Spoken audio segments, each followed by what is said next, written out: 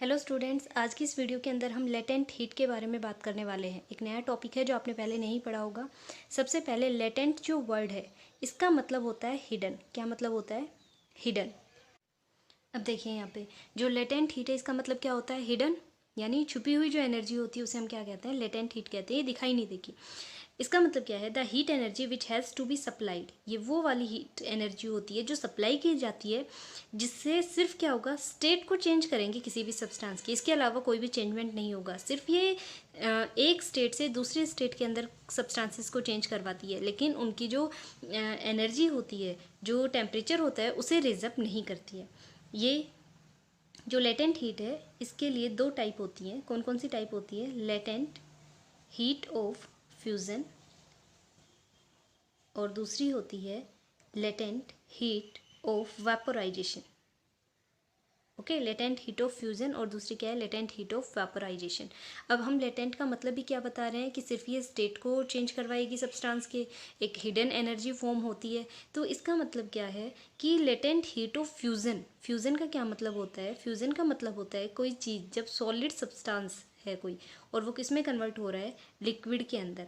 तो वहाँ पे क्या, कौन सी प्रोसेस हो रही है? ये फ्यूज़न प्रोसेस है। कौन सी प्रोसेस है? फ्यूज़न। इसी तरीके से अगर कोई लिक्विड सब्सटेंस है और वो कन्वर्ट हो रहा है वेपर फेज़ के अंदर, वेपर फेज़ यानी गैसियस फेज़ के अंदर कन्वर्ट हो रहा है, तो उस टाइम पे कौन कौन सी प्रोसेस हो रही है? यहाँ पे वेपोराइजेशन प्रोसेस हो रही है। कौन सी हो रही है? वेपोराइजेशन। इन दोनों प्रोसेस के अंदर ही लेटेंट हीट जो है वो प्रेजेंट होती है। जैसे देखिए, हमने किसी कंटेनर के अंदर आइस बॉल्स ले ली, ठीक है, जो आइस क्यूब्स होती हैं वो मैंने इसके अंदर फिल कर ली। आइस क्यूब फिल कर ली और इसके अंदर एक थर्मोमीटर जो है वो इंसर्ट करवा दिया, ठीक है।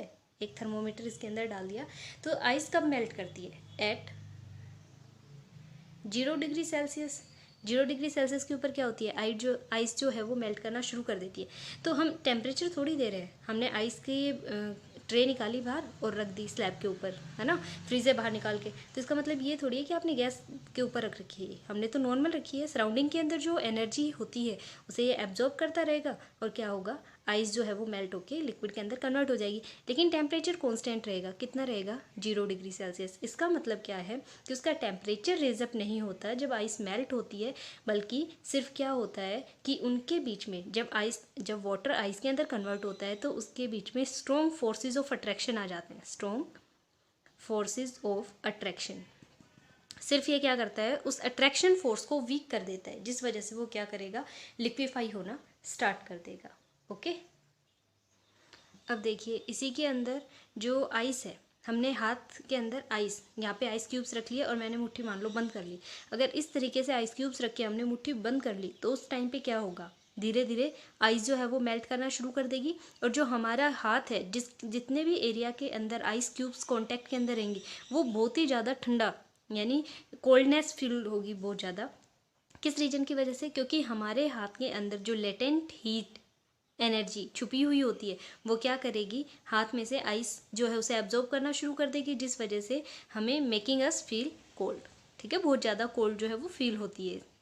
और आइस क्या होगी? उसका टेम्परेचर तो नहीं बढ़ा, लेकिन क्या होगी? वो मेल्ट होना शुरू कर देगी। तो इस तरीके से बहुत सारे एग्जाम्पल आप कंसिडर कर सकते हैं कि जब भी आइस मेल्ट हो रही है तो वो क्या कर रही है? लेटेंट हीट को ले रही है, ठीक है, जो हिडन एनर्जी होती है, लेटेंट हीट है, उसे यूज़ कर रही है, तभी तो वो मेल्ट हो रही है। लेकिन इसके अपोजिट जब लिक्विड सॉलिडिफाई होगा, जब हम उसे फ्रीज करेंगे, लिक्विड फॉर्म के अंदर वाटर है और उसे क्या करें? हम आइस क्यूब्स के अंदर कन्वर्ट करवाएंगे, उस टाइम पे उतने ही अमाउंट में जो लेटेंट हीट होती है उसे वो क्या करता है? गिवन आउट कर देता है, बाहर निकाल देता है, जिस वजह से वो क्या होता है? सॉलिडिफाई होना स्टार्ट कर देती है।